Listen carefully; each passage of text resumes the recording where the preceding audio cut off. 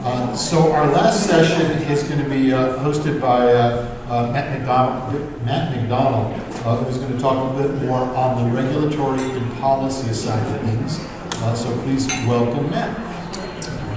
You have something great too. Just some water. Just some water. All right. Well, thanks everyone for hanging in there with us. It's been a very full agenda and a very robust, rich workshop. So I appreciate the folks sort of staying with us to the bitter end. As Ron mentioned, my name is Matt McDonnell. I'm managing partner at Current Energy Group, which is a boutique consulting firm focused in the regulatory space, specifically the state regulatory space. As for myself, I'm an attorney by training and background. Spent about a half decade at the Hawaii Public Utilities Commission as Commission Counsel there. Have continued to work with many regulators and consumer advocates really across the country on issues related to the very issues we've been talking about today. We're talking about energy transition, DER integration, and optimization across the system. So, as we talked about, this is really a multi-dimensional problem. We talk about the discipline of grid architecture and the challenges around coordination. And I'll be focusing on that regulatory and policy dimension of that. So a little bit of just a quick overview of what I'm intending to cover here. So you're really setting the table and sort of from a regulator's perspective, just what are some of the challenges and some of the complexity that regulators are encountering today across the landscape. And then I'm going to introduce this concept of applied system thinking for regulators. So if you think about grid architecture as a discipline, it's really applied systems thinking and methodologies for the electricity system and its stack of layers. What I'm trying to introduce here through this work is really applying that same thinking and lens towards addressing regulatory issues and policy in conjunction with that. So we'll talk a little bit more about that. And when we think about applied systems, we're going to key in on a couple of different applications of that and how it can benefit regulatory outcomes going forward. One is stakeholder mapping and understanding feedback loops. We'll touch upon that very quickly, and then we'll do a little bit of a illustrative case study, sort of using a systems thinking tool in action known as the iceberg model and applying that to some resilience problems from a regulator's perspective and talk that through together. And then finally, just to wrap up and highlight a few key takeaways. All right.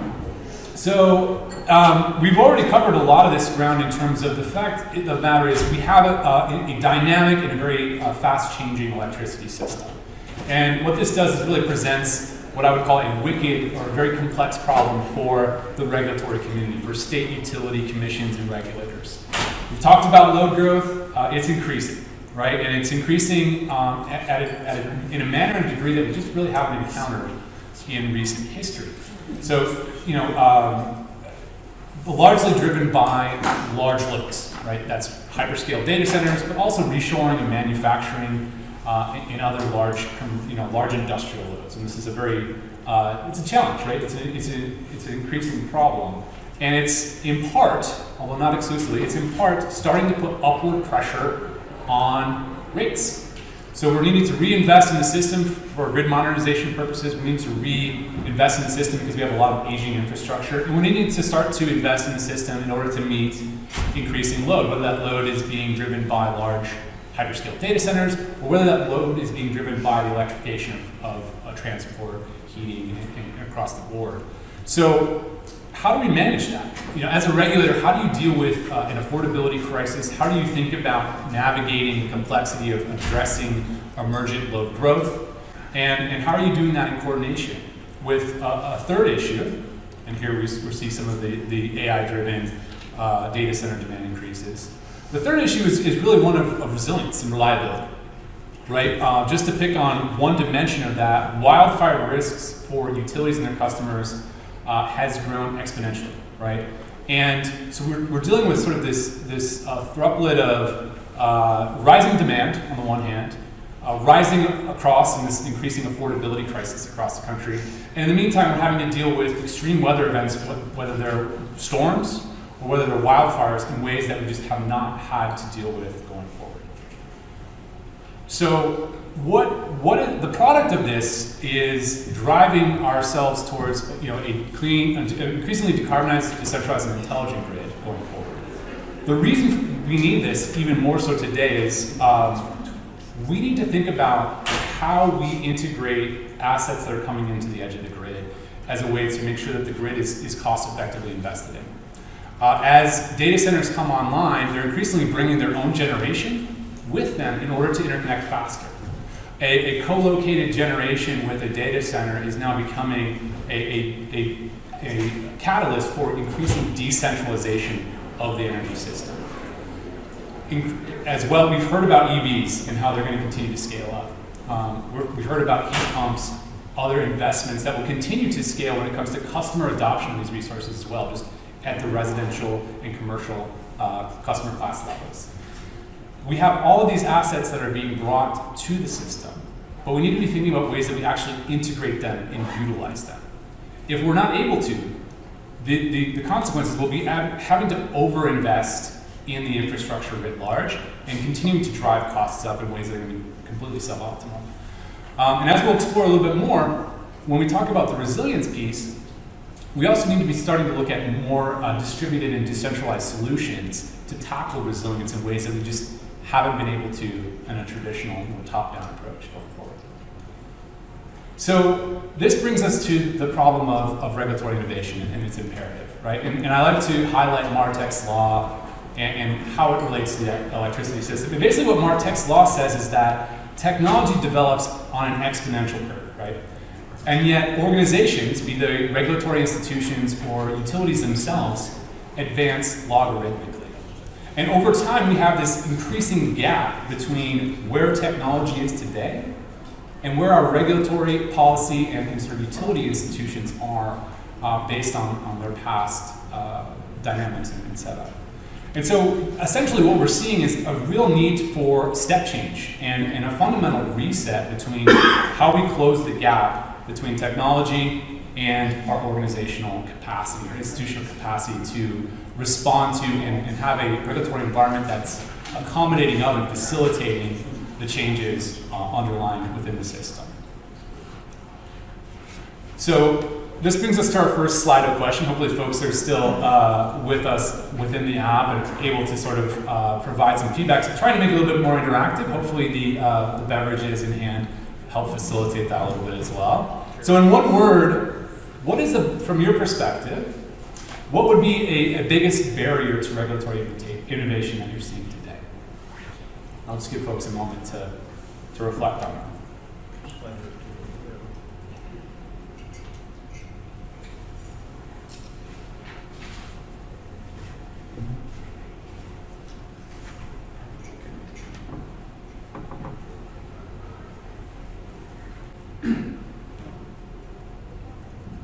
Politics, regulators, inertia, rate cases, adaptation, integration.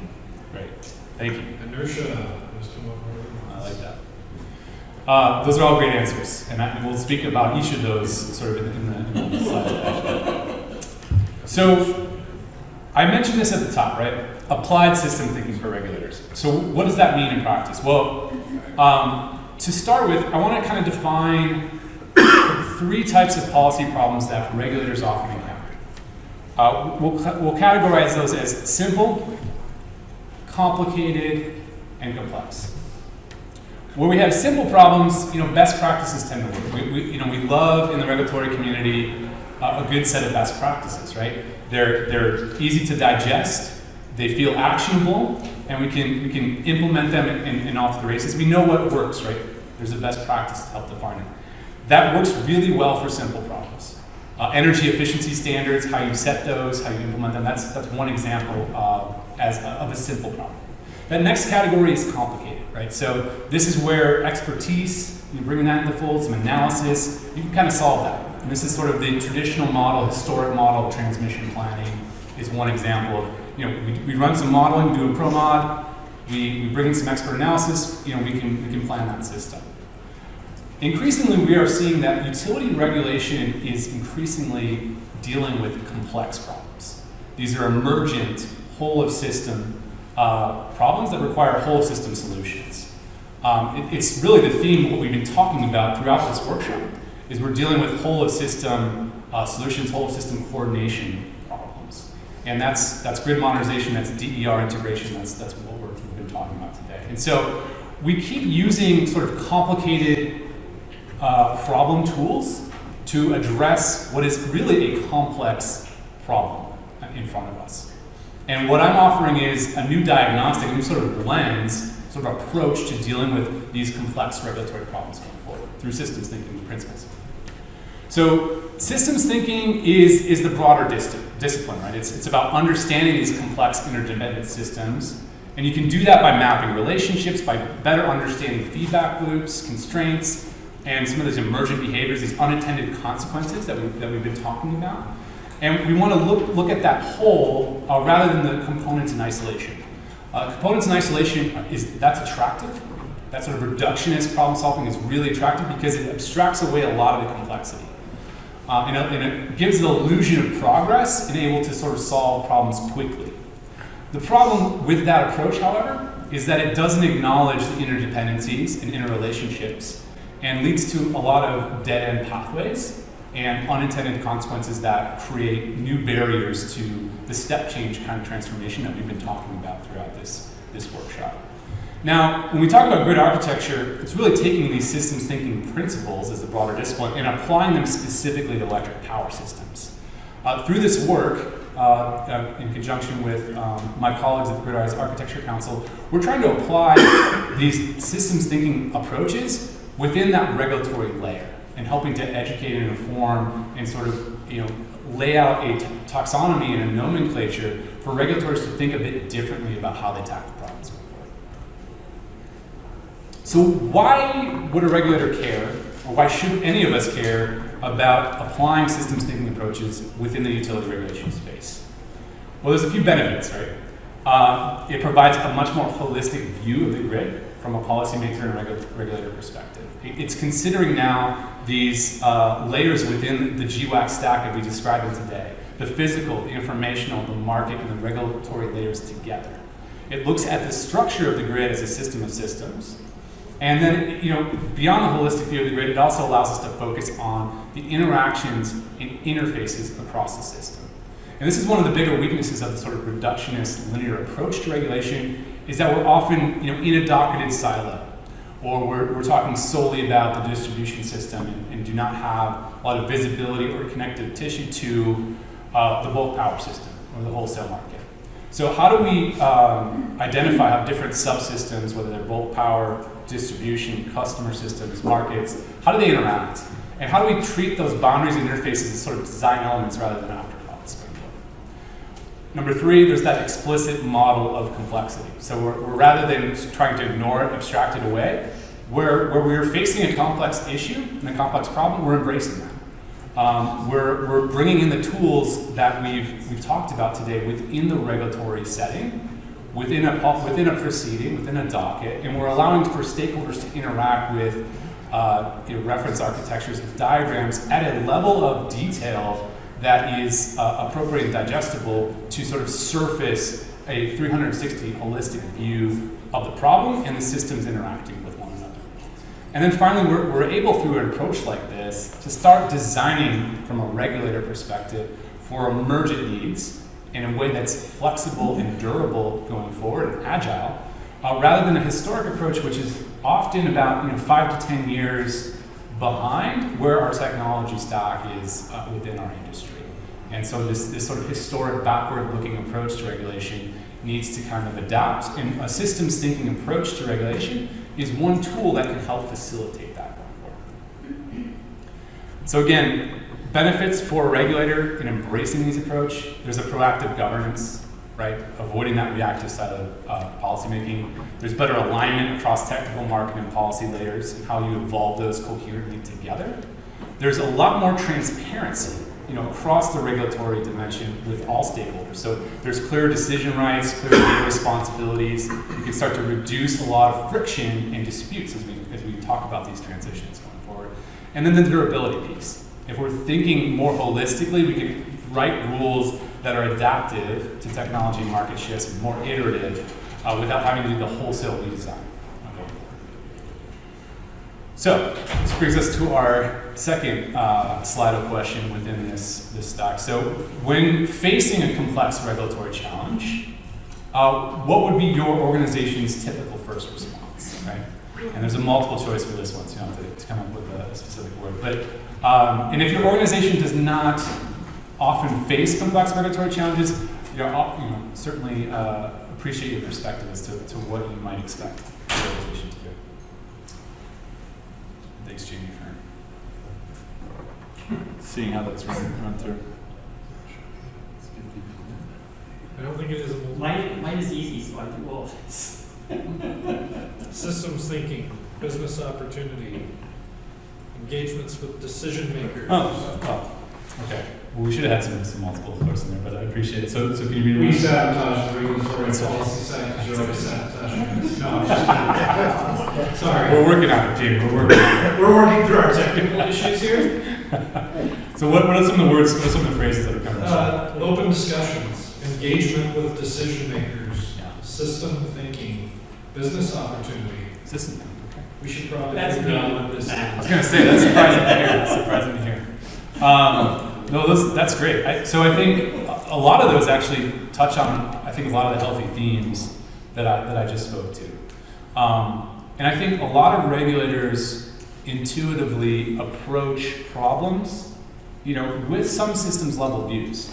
That being said, I think there's a real opportunity to sort of elevate that and talk a little bit more about how we can be designing regulatory proceedings in a way that's much more collaborative and embracing systems thinking approaches than it is litigious and combative. And I think that's going to be a critical path for how we unlock all of the promise of a transformed electricity system that is increasingly decentralized, decarbonized, and democratized going forward. If we are trading, stacks of 6,000-page filings back and forth and spending 4 months on discovery back and forth, that is not fit for purpose any longer with the complexity that we are facing as we've just been running through today in terms of that multiple coordination. So we need to fix that, right? And I think this is one step towards starting to open the aperture for policymakers and regulators as to sort of how can we start to do that effectively, right? And this is the diagnostic lens today when I'm talking about systems thinking.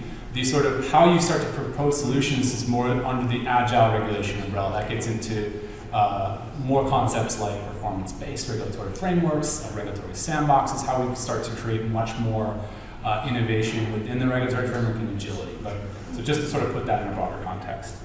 Now, shifting to one of the first sort of examples, illustrative examples of what does it mean to sort of apply systems thinking to the regulatory construct. It's not a prescriptive methodology. It is a way of thinking. It is a sort of lens to bring to diagnosing and addressing complex problems. One way you can do that is through some of these stakeholder mapping exercises, whether that's internal within the commission, sort of trying to get your arms around, we've got this big problem. How are we going to talk about it as a staff? How are we going to be tackling it? How are we going to design our regulatory process and proceeding to be holistic and really bringing in the folks that need to be within that proceeding. And one place to start is with stakeholder mapping and sort of understanding feedback loops. So this speaks to that question of who actually shapes the grid, right? So a holistic regulatory approach really needs to recognize the interconnected nature of utility systems. So this is just a stakeholder map, right, of the key folks that often interface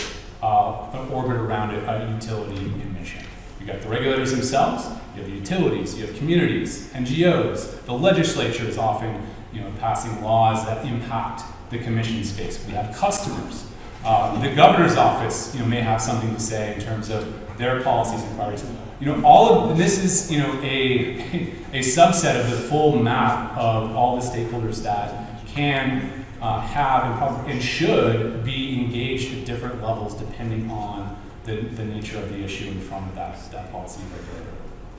So why understanding the different interactions between stakeholders within the regulatory layer is important is because regulatory outcomes are shaped by interactions, right? Not just rules. I mean, I think this room can appreciate the countless times that regulations or rules have been put out. There was an intention behind those rules, and yet some very different outcomes emerge, right? Based on the lack of a full appreciation, understanding of feedback loops and how the interactions between parties are really what drive outcomes, not just the rules themselves, right? And so that leads to the second piece here, which is the blind spots can lead to inaction, barriers, stranded investment, inequity, or in the case of the affordability crisis, increasing costs, as well as stakeholder pushback. So this is not just a nice to have. It's really a critical path to how we need to start thinking about moving our industry forward. Because the regulatory layer, as Kay mentioned in the last panel, is such both a barrier but also a potential accelerant to achieving this architected future grid vision that we've been talking about today. And finally, this last point of that, when the regulator has a space to step back, and when stakeholders can interact in a way that references sort of system maps, it can reveal the incentives, sort of underlying incentive structures, as well as sort of top-level incentive structures. It can identify leverage points, which is a specific term of art sort of used in system thinking discipline. And it can identify risk. And it allows you to write regulations and rules that activate these leverage points that can actually shape the system and help you shape the outcomes, and do so in a way that mitigates risk and understands the types of incentives that are already in place across the structure. So this is just a simple diagram, a Venn diagram that sort of speaks to like the stack of core stakeholders that are often present in utility regulation. And so a question to this group is even though there are several stakeholders referenced here, who's missing, just from your perspective? I think this simple exercise in identifying the fact that there's many stakeholders that are interacting at the regulatory layer. So which stakeholder group do you think is most underrepresented in today's regulatory decisions? And this is an open text answer, so no multiple choice intended. I'm opening, hold on. Sorry. Thanks, There we John. go, we're open. You're open. By the way, I just built your multiple choice, the rest of your questions for you. Oh, they went there? Oh, thank you. Thank you. That was wrong, not like. We'll get Ron past this. He's It fixing was my like slide deck. 11:30 at night. He was already fixing my slide deck. so. You had a choice, either your slides. or- Yeah. I prefer the one you chose. All right, interesting. Renters, That's a good one. I like that. self-optimizing smart loads, customers, and tribes. I like that. Digital market. Self-optimizing. Digital market. Yeah, that's great. That's really interesting. The point here being, not that we want to sort of, It says GWAC, just point that out. Somebody put in GWAC. it must be a GWAC number. A little self-serving. You're now associate member. The point here is not to sort of uplift a particular stakeholder, but just to recognize that there are a huge scope of different stakeholders that have a stake in these regulatory proceedings and outcomes. Oftentimes, those stakeholders are not at the table. And even when they are, they often, the way processes and proceedings are designed makes it very hard to interact in a collaborative and whole system manner, which is, again, required to tackle these kind of complex issues. So really quick on incentives and feedback loops before I get to the next tool, which is the sort of iceberg model, which I like. This is just to acknowledge, and we already spoke about this in some of the earlier discussions. As DER adoption grows, we can have these virtual and vicious cycles, right? So on the vicious cycle, if we have DER adoption that continues to proliferate in ways that are perhaps uncoordinated, unorchestrated, it can cause a lot of issues on the system. We talked about the emergence of duck curves and problems that can cascade as a result of that. And that can continue to cause compounding problems in a sort of vicious cycle feedback loop unless there's intervention, right, to sort of disrupt that. Conversely, we can design regulation and rules and regulatory framework structures that are harmonized in a way across all layers that we're actually pursuing more positive virtuous cycle loops. where as DER adoption grows, instead of creating challenges and constraints in the grid, it's actually enhancing system flexibility. It's actually enhancing resilience. It's actually pushing down the costs of the system overall for all customers, whether you're an adopter of DER or not, right? And so it's just a simple recognition that feedback loops are real, they happen, and we need to be thinking about them proactively within that regulatory layer and how we're designing policies, procedures, and frameworks going forward. Okay, great. So that was just a snippet of sort of how stakeholder mapping and the understanding of feedback loops can be an illustrative example of applied systems thinking in the regulatory context.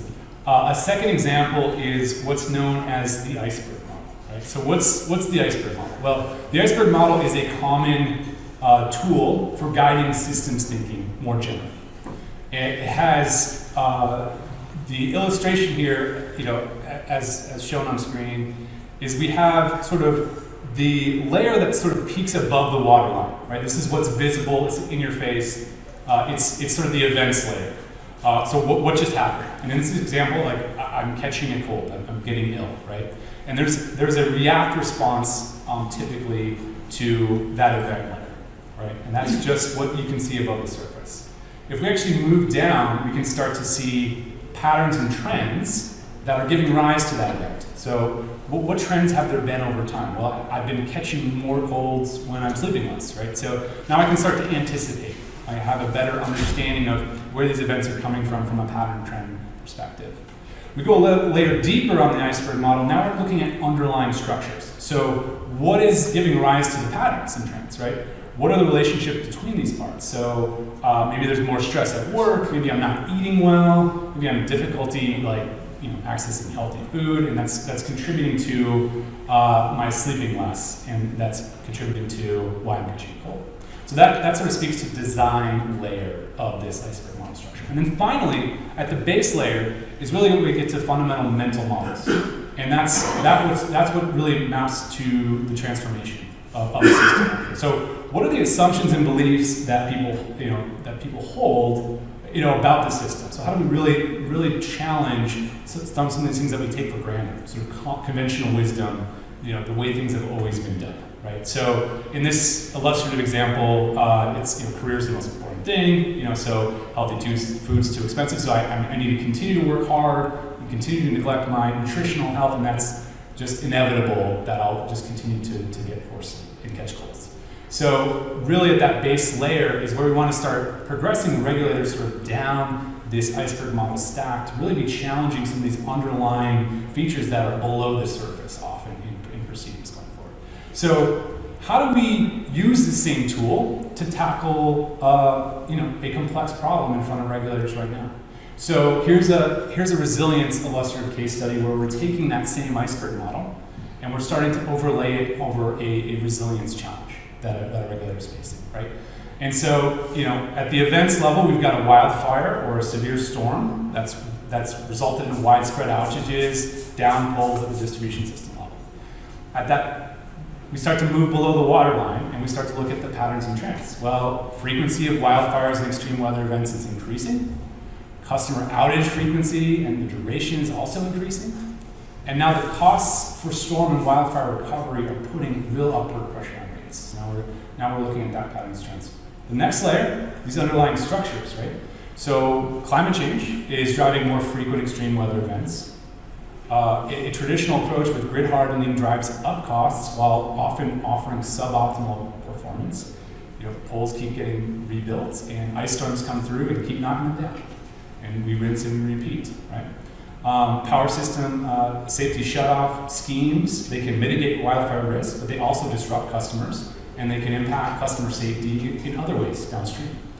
And I spoke to sort of that like-for-like replacement rule can often lead to the same asset types being rebuilt and then knocked down repeatedly.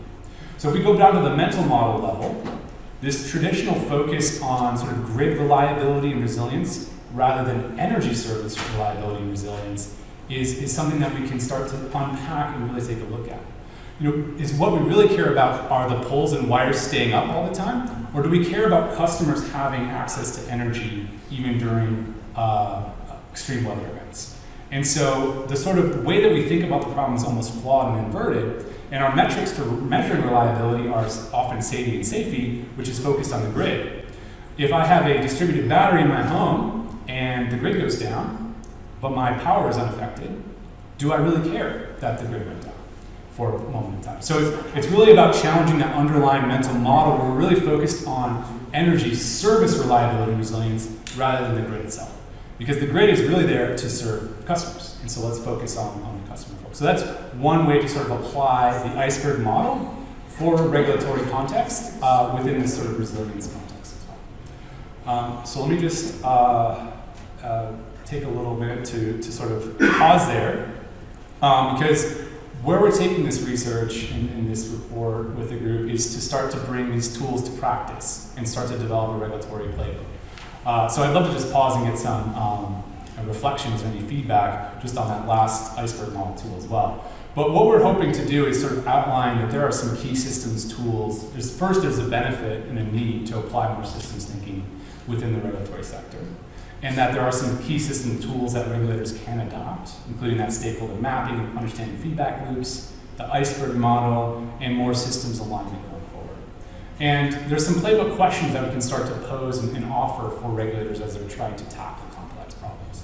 So what's the whole system context of this particular issue? What are some of the incentive and feedback loops that are shaping the behavior that I'm seeing right now? And where can better regulatory alignment unlock resilience and affordability, which are often two key challenge points that I'm facing, right, as a commissioner, as a regulator going forward. So with that, what would you say, going back to a Slido prompt, is the biggest barrier to implementing systems thinking in your organization, or more broadly, what's the biggest barrier to implementing systems thinking within the regulatory context, if you prefer?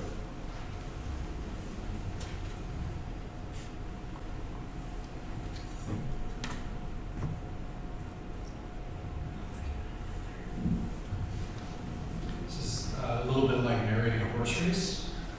I know. Yeah. So so we have, let's see, I guess I need to vote when we see results. I don't want to.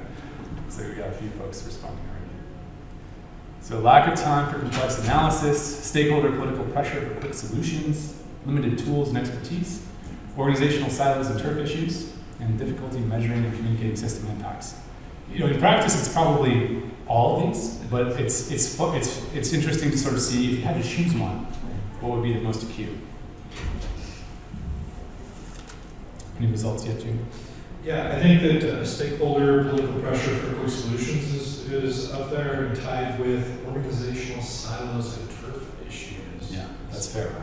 That resonates. I mean, so as a former regulatory staffer, you know that the political pressure for quick solutions is absolutely real, and the turf battles and sort of feeling of constraint as to where your boundary line ended and someone else's began is also very real historically. So, to be fair, lack of time for complex analysis is so close, and it's also real. Yeah, it is really a trick question because all of these are critical.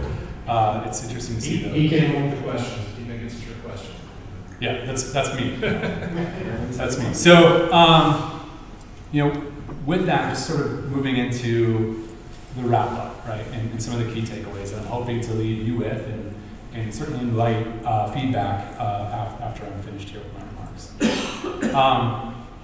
In sum, systems thinking is a practical design tool to uplift and generate more optimal regulatory outcomes. It's not just a theory or a conceptual process. It's actually a practical way of tackling really challenging, complex issues.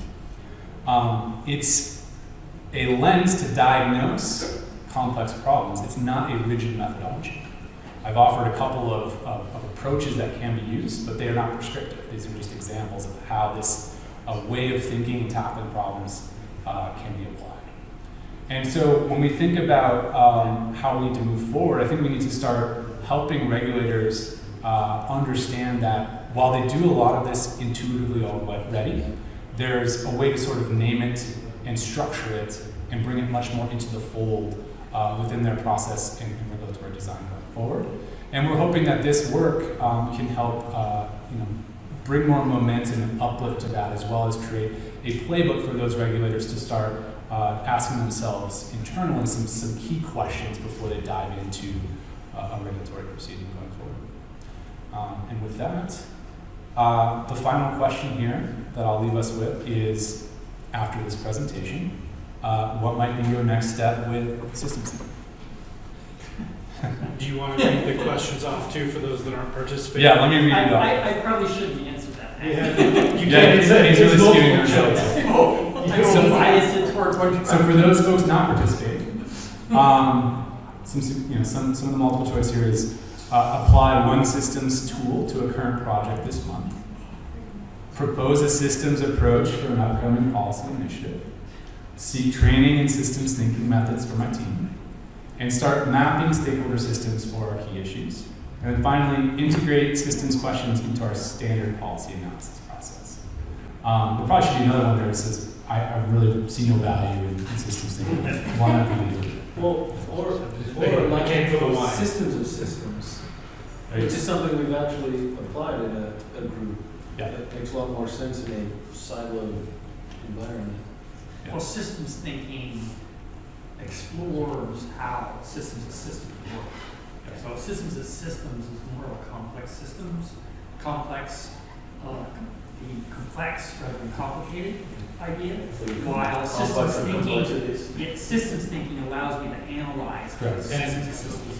And we have a seek training request. Oh, great. Which I think may be an indicator for like we want in some of these outcomes is to understand what the council can do to support the evolution of the system, right? Maybe just one last remark, and then I'd love to get some interaction. I think just to sort of wrap up more fully, what the hope here is that we are starting to till the soil, so to speak, with regulators to help open that aperture up.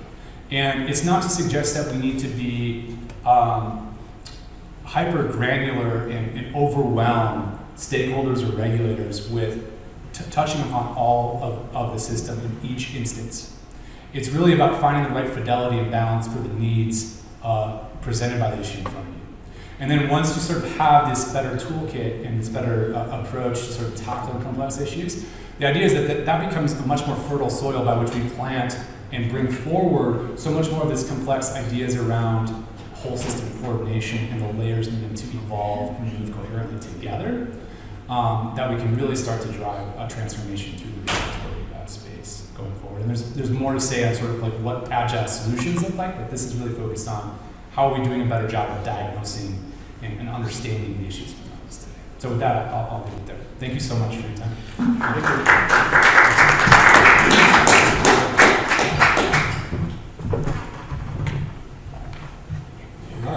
Well, hopefully you've enjoyed the day. This is our wrap-up session, but don't go anywhere yet because we now have our networking session and more food and beverage. But I do want to say from us, thank you for the feedback. Thank you for participating in the Slidos and the questions that have come up. I do want to give a big round of applause to all of our sponsors and participants and all of our speakers.